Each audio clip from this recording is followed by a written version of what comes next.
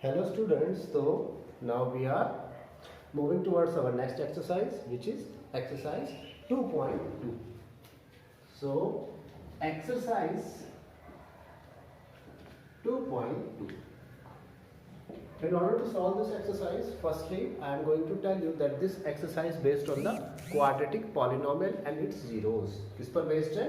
Quadratic polynomial and its zeros. What are quadratic polynomials?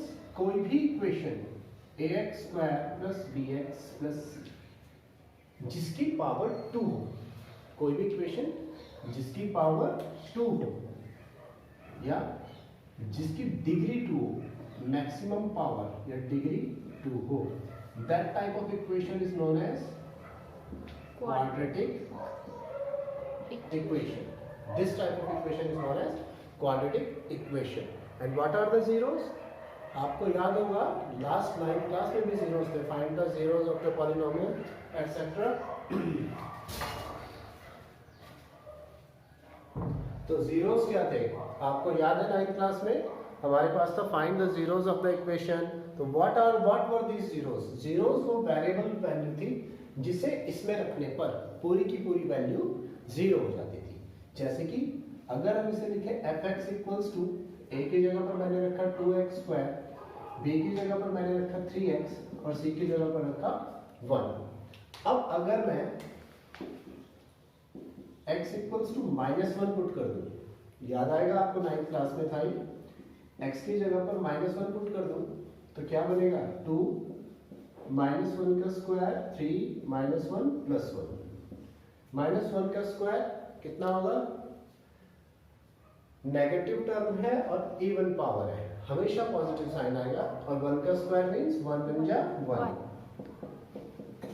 3 into -1 plus 1 2 बन जा 2 plus into minus minus 3 बन जा 3 plus 1 3 बन जा 3 माइनस 3 कितना आ गया 0. तो x इक्वल्स टू -1 जब हमने रखा तो आंसर कितना आ गया 0. इसका मतलब x इक्वल्स टू -1 क्या है इस इक्वेशन का? 0 है. तो ऐसे ही जो भी वैल्यू हम इक्वेशन में रखेंगे और वो हमें सॉल्यूशन में 0 दे, वो क्या होगी? Those type of values are known as zeros of the polynomial. तो हमने टॉपिक शुरू करने से पहले क्या बताया आपको कि ये टॉपिक किस पर बेस्ड है? क्वाड्रेटिक पॉलिनोमियल्स पर बेस्ड है. क्वाड्रेटिक पॉलिनोमियल्स मतलब वो पॉलिनोमियल्स जिनकी डिग्री 2 हो. डिग्री का मतलब हाईएस्ट पावर क्या होनी चाहिए? 2 होनी चाहिए. और उसके जीरोस पर बेस्ड है. और जीरोस क्या होते हैं? जीरोस वो वैल्यू होते हैं जिन्हें पॉलिनोमियल में रखेंगे तो सॉल्यूशन 0 आएगा. ओके, तो इसका फर्स्ट क्वेश्चन देखिए जरा, question number 1.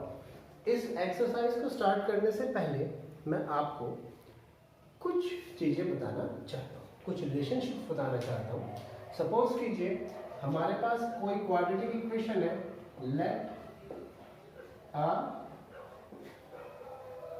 quadratic equation be ax square plus bx plus c equals to 0. एक क्वाड्रेटिक इक्वेशन है हमारे पास ax square plus bx plus c equals to 0 and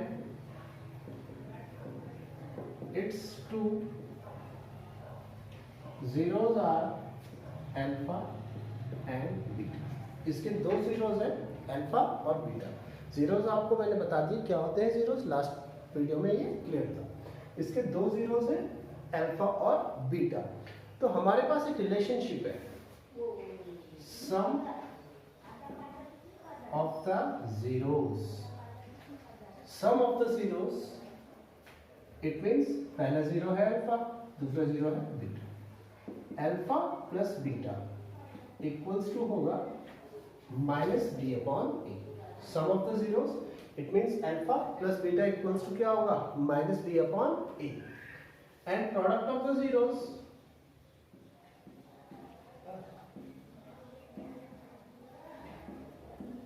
alpha beta is equal to होगा c upon a. अब आप लोग confuse मत होइए, एक क्वेश्चन से हम इसे इजीली क्लियर कर देंगे. जैसे फर्स्ट क्वेश्चन हमारे पास है, question number first part first, ये है x square minus 2x minus 8 equals 0। हमारे पास क्वाड्रेटिक इक्वेशन क्या है? x square minus 2x minus 8 equals to 0। सबसे पहले हमें इसके जीरोस फाइंड करने हैं। जीरोस फाइंड करने के लिए हम यहाँ पर splitting the middle term formula use करेंगे, तो splitting the middle term method को यूज करेंगे। तो देखिए यहाँ पर नंबर क्या है? 8 के ऐसे फैक्टर्स, यहाँ का साइन देखते हैं जो सब्ट्रैक्ट करके 2 आए। तो 8 के फैक्टर्स हमारे पास है 4 2 8 और 4 में से 2 सब्ट्रैक्ट किया तो 2 आ गया। हमारे पास इक्वेशन बनेगी x square minus 4 minus 2 into x minus 8 equals to 0। ये आपने 9th क्लास में काफी किया हुआ है। अब x स्क्वायर x अंदर ट्रांसपोज होगा 4x minus 2x minus 8 equals to 0। अब इस माइनस को अंदर मल्टीप्लाई कर देते हैं, x square minus 4x minus और minus plus 2x minus 8 equals to 0। अब first two terms x square minus 4x, इन दोनों से क्या कॉमन आएगा? एज यू नो क्या कॉमन आना चाहिए इन दोनों से? इन दोनों से कॉमन आ रहा है x, तो ये बचा x माइनस 4। 2x माइनस 8, 2 और 8 दोनों से 2 कॉमन। जैसे ही हमने 2 कॉमन लिया, यहाँ है x, 2 4 8 इक्वल्स टू 0। अब हमारे पास जो फैक्टर्स हैं, पहला तो है x प्लस 2, उससे अगला फैक्टर है x माइनस 4 इक्वल्स टू 0। हमारे पास दो फैक्टर्स आ गए, x प्लस 2 और x माइनस 4 इक्वल्स टू 0। हम फिर से क्या करते हैं, इन फैक्टर्स को 0 के इक्वेट कर देते हैं। इट मीन्स हमने पुट किया x plus 2 equals to 0, plus 2 इधर आया तो माइनस 2। दूसरे फैक्टर को भी 0 के इक्वल पुट किया, x minus 4 equals to 0, minus 4 इधर आया तो प्लस का। इसका मतलब है हमारे 2 zeros क्या है? माइनस 2 और माइनस 4। सो अल्फा, सो यहाँ पर हम लिख देते हैं, so it's 2 zeros are minus 2 and 4, minus 2 and 4। अब इसके बाद इस क्वेश्चन को अगर आप देखें तो इस क्वेश्चन में ये स्पेसिफिकली लिखा हुआ है find the zeros of the following quadratic equation. तो जीरोस हमने फाइंड कर दिए। सेकंड इस क्वेश्चन में हमें क्या करना है? हमें वेरीफाई करना है। We have to verify the relationship between the zeros and the coefficients, यानी रिलेशनशिप को भी वेरीफाई करना है। अब रिलेशनशिप को कैसे वेरीफाई करेंगे वो देखिए। हमारे पास जो इक्वेशन है x square minus 2x minus 8 equals to 0। अब इसे कंपेयर कीजिए, comparing with standard equation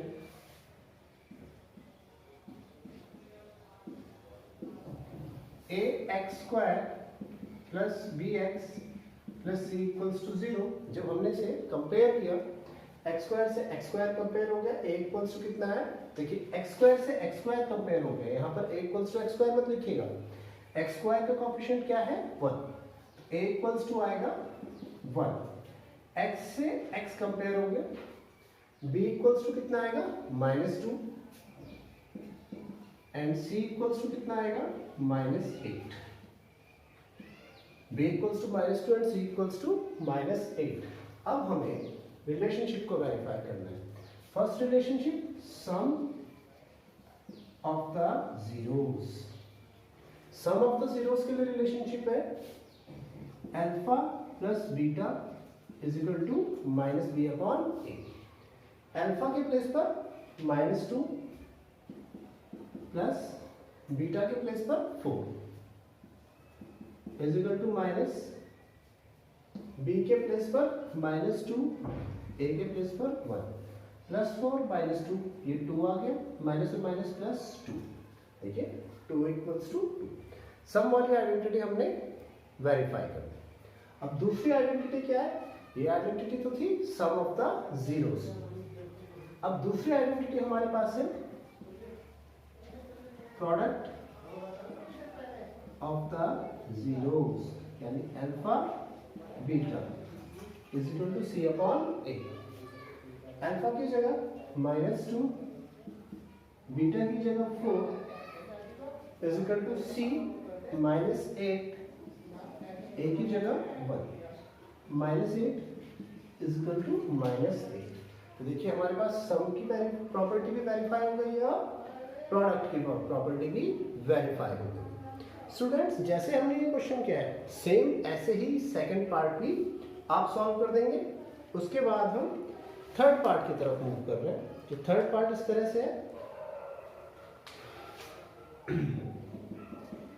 6x² -3 -7। अब आप देखिए जो थर्ड पार्ट है ये स्टैंडर्ड फॉर्म में नहीं है। क्वाड्रेटिक इक्वेशन को स्टैंडर्ड फॉर्म में लिखने के लिए पहले वेरिएबल की पावर 2 फिर 1 फिर 0 होनी चाहिए। इसका मतलब है राइटिंग दिस इक्वेशन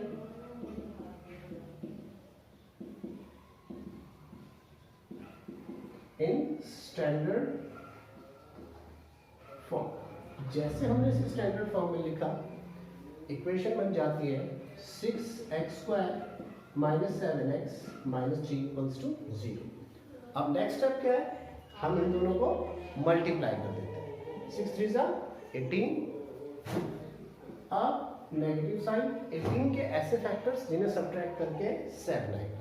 18 के हमारे पास फैक्टर्स हैं 9 2 जा 18, तो 6x² -9 -2x -3 = 0। ये इसके फैक्टर्स आ गए।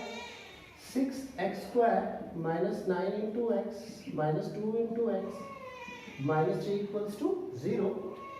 क्लियरली अब माइनस को जब अंदर मल्टीप्लाई करेंगे हमारी इक्वेशन ये बन जाएगी -× +2x -3 = 0। अब फर्स्ट टू टर्म्स से 6 और 9 कि first two terms 6x² -9x, इनसे जो नंबर कॉमन आ रहा है, 6x² -9x, इनसे 3 कॉमन आ रहा है, तो हमने 3 कॉमन लिया।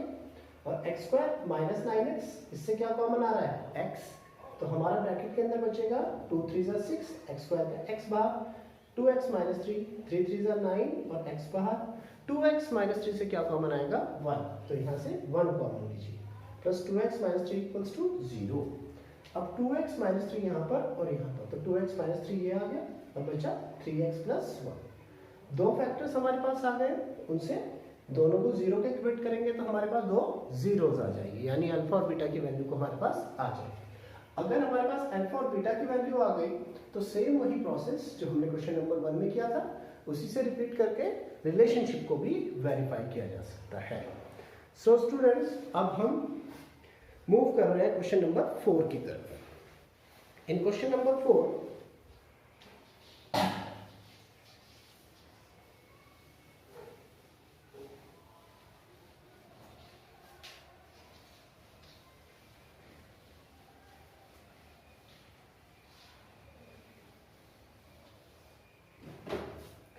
क्वेश्चन नंबर 4 में देखिए इक्वेशन है 4u²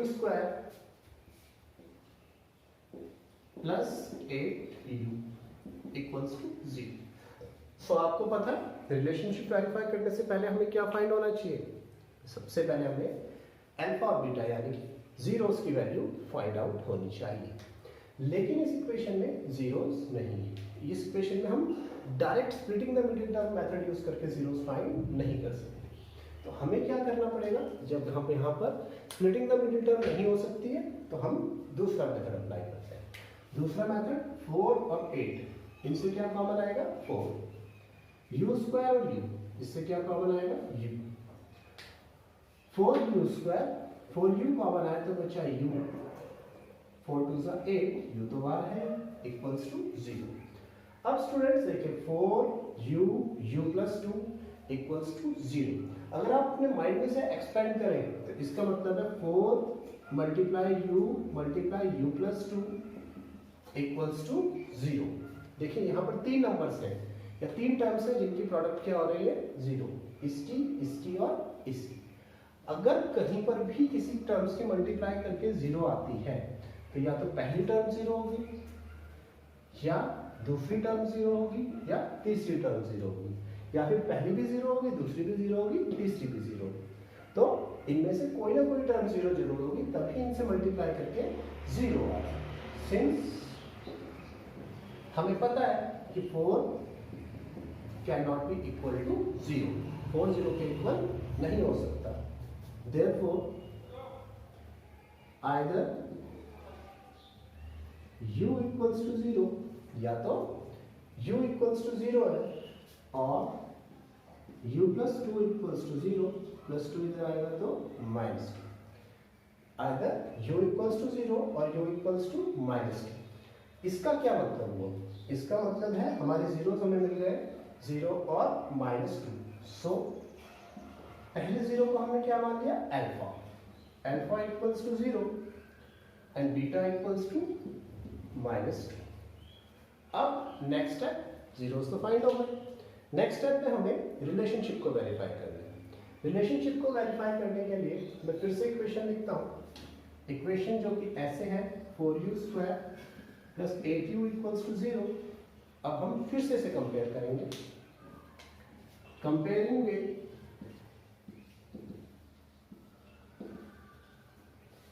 a, अब की बार x² नहीं, स्टैंडर्ड इक्वेशन के लिए अब की बार x² नहीं, क्योंकि इक्वेशन किसमें है? u। तो अब की बार au² plus bu plus c equals to 0। जब हम इसे कंपेयर करते हैं तो देखिए u² से u² कंपेयर हो गया, u से u कंपेयर हो गया। यहाँ पर हमें मिल रहा है a equals to 4 and b equals to 8। c वाली टर्म यहाँ पर नहीं है। अगर c वाली टर्म यहाँ पर नहीं है तो c इक्वल्स टू 0। हमारे पास क्या आ रहा है? c equals to 0। अब रिलेशनशिप को वेरीफाई करेंगे। पहली रिलेशनशिप है sum of the zeros. Sum of the zeros यानी alpha plus beta minus B upon ए। अल्फा की जगह 0 प्लस बीटा की जगह -2 माइनस बी की जगह 8, ए की जगह 1। 0 प्लस इंटू -2 माइनस 8 अपॉन 4। 0 -2, 0 से जब 2 को सब्ट्रैक्ट करेंगे तो ये आएगा -2, और 8 अपॉन 4 ये भी कितना आ जाएगा? -2। सम ऑफ द जीरोस की इक्वेशन सेटिस्फाई हो गई। सम ऑफ द जीरोस की कंडीशन सेटिस्फाई।